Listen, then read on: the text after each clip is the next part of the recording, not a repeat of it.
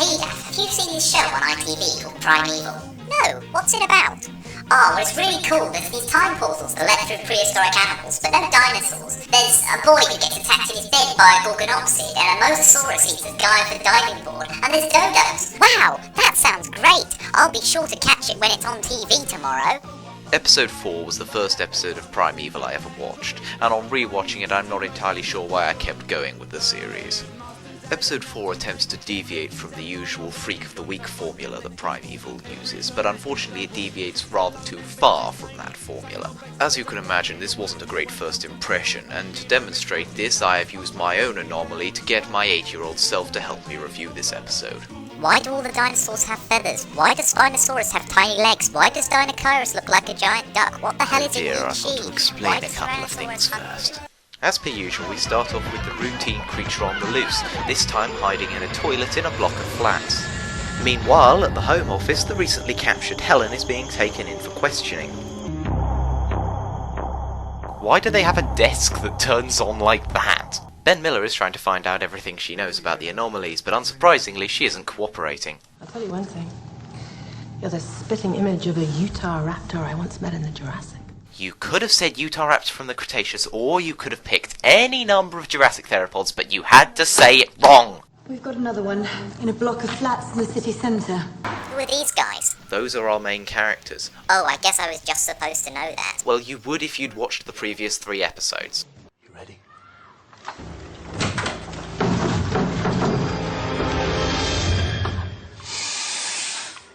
Relax, everyone, it's only a python. How do the team decide which creature sightings to investigate? They can't investigate every animal sighting, and on the flip side, couldn't Wildlife Aid go to pick up a badger that turns out to be a gobiconodon, or go to pick up a deer trapped in a fence that turns out to be a Syndioceras, or pick up some baby pigeons that actually turn out to be baby dodos? I mean, they haven't really thought this through, have they?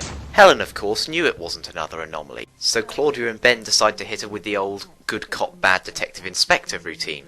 At the end of the day, this is about something very simple.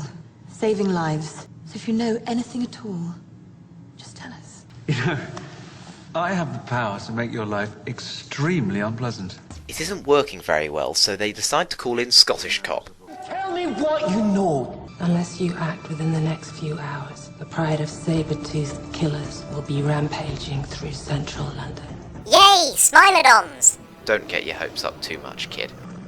Meanwhile, back at the apartment, Stephen is oddly squeamish about snakes, and Connor asks Abby if he can sleep over at hers. Connor's friends drop him off, but they put an alien keyring on his bag that they used to track him with. Wait, what are you doing? I'm fast-forwarding until we see some Smilodons. No, but you might miss something important. I want to see some Smilodons! Ugh, fine! Smilodon.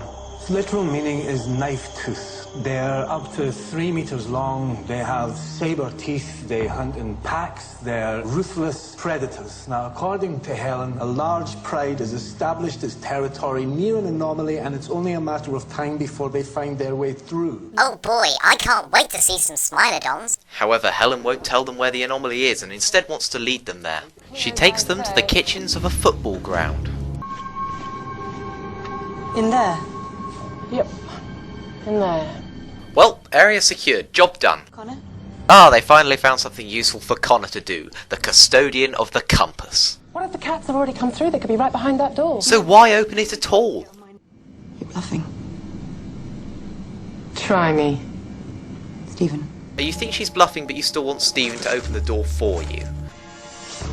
Who let Helen carry a knife? And how is a knife supposed to go through a chain? So they manage to open the steel doors, but there's an incredible magnetic force pulling metal objects in the kitchen towards the anomaly. Outside the stadium, Connor's friends are spying from the car park. Connor finds some meat pies, and Helen tells them they need to hurriedly get them out of the way of the anomaly so as not to attract the big cats. But it turns out it's all a diversion so that she can escape through the anomaly. Captain Soldierman and Stephen chase after her, but they find themselves in an anomaly spaghetti junction. What's that all about? Well, I don't think we ever find out in any of the 5 series. Let me guess. Not one saber-toothed cat in sight. Not even a kitten. What the fluff? This is such a fishing rip-off. Don't lose patience yet, Edaf Jr. The anomaly still has one more surprise in store. Yay! Dodos! Now count the number of dodos that come through the anomaly, okay? Okay, 5, right? There are also 5 in this scene here. Now, 1 eats Connor's keyring and gets kidnapped by his stupid friends. Turn Connor into a turkey. Stephen manages to catch 1 under a bin, while Cutter shoos another one into a first aid room. They're great. I have to agree with you there, Cutter. The dodos really are the best looking animals in Primeval. They don't have to be cutesied up like the Silurus avis. Neither do they have to be turned into monsters like pretty much every other animal. They're also accurate in that they are not morbidly obese, and Abby's also got the facts right. They're not stupid, just trusting. It's not their fault they became extinct. Is that the lot? That's it. Well, no, that's only 3. Mislaying 1 dodo is a simple mistake, but mislaying 2 is just careless. So 1 dodo gets kidnapped by the idiots. They send 1 back. Then another. Professor, we have a dodo down. And then they find 1 that's dead. So what happened to the 5th dodo? Nick, Stephen and Abby take the dodo back to the lab for an autopsy. A large tapeworm comes out of its mouth and chases Abby across the room. However, outside of its host, it dies quickly. Meanwhile, the 2 idiots are discussing what they're going to do with their discovery. The dodo, on the other hand, would much rather destroy everything. What's he say about behaviour? The dodo was renowned for being slow, stupid, and harmless. The dodo objects to this description and bites tall ginger idiot. Cutter explains that the parasite enters the host via a bite. It grows inside the host, causes it to bite something else, and then they both die. The parasite starts to take hold of Ginger Idiot, who almost bites Glasses Idiot, who runs off to tell Connor what's happened. Connor calls in the team, who investigate the house, but it turns out the Ginger Idiot has already left. The dodo is still there though, but it's dead. And that's the last we see of any extinct animal in this episode. Wait, that's really the last we see of any extinct animal in this episode? Well, other than seeing the dodo's corpse a few more times, yep, that's pretty much it. But this episode still has 20 more minutes to go! Alright, how about I make this as brief as possible? The Ginger Idiot goes to a hospital, starts feeling really sick, and then notices a parasite crawling inside of him. Ben Miller, of course, blames Helen. Who knows what Helen's capable of? Killing her husband, maybe? Ginger Idiot has an MRI scan. The doctor explains that he has a parasite that needs to be removed. The doctor shines a bright light in his eyes. The doctor gets bitten. He then decides to find proof of what happened to him by tracking down the dodo. The team go to talk to the doctor.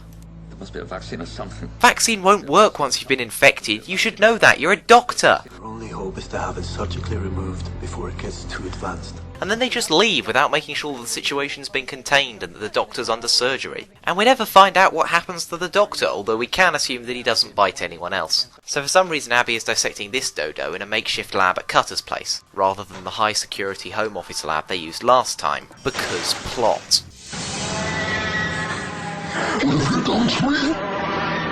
Why does the parasite make my voice so deep? So the team finally work out where Tom's going. That's why we put the transmitter on you. Because that's how you found the dodo, right? It's on your bag, inside Roswell. Tom modified the sat-nav on his palm top. If Tom wants answers, he's going to follow the transmitter. He's coming to you. No, not quite. The dodo swallowed it. Transmitter's inside the dodo. Yeah. And the dodo's with Abby. Abby tells Tom that she can show him where the dodo came from. So they're already at the football ground by the time that Cutter and the team make it back to the lab. But what do you know, when they get there, the anomaly's disappeared and someone's angry.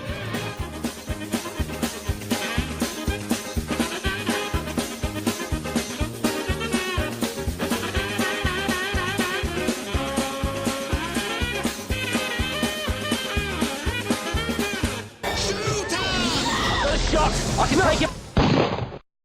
What you say? That you only meant when. Of course, what actually happens is Connor manages to talk him out of it by reminding him of all the good times they've had together. They tried to take me over, but I fought them, Con. You did a really good job. Well, except for the time you bit the doctor, cut off all contact from everyone else, and then kidnapped Abby.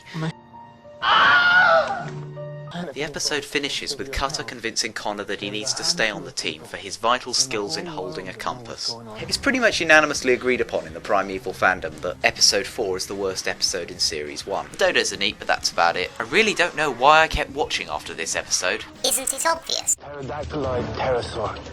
How the hell do we cordon off the sky? Oh, yeah, that's why.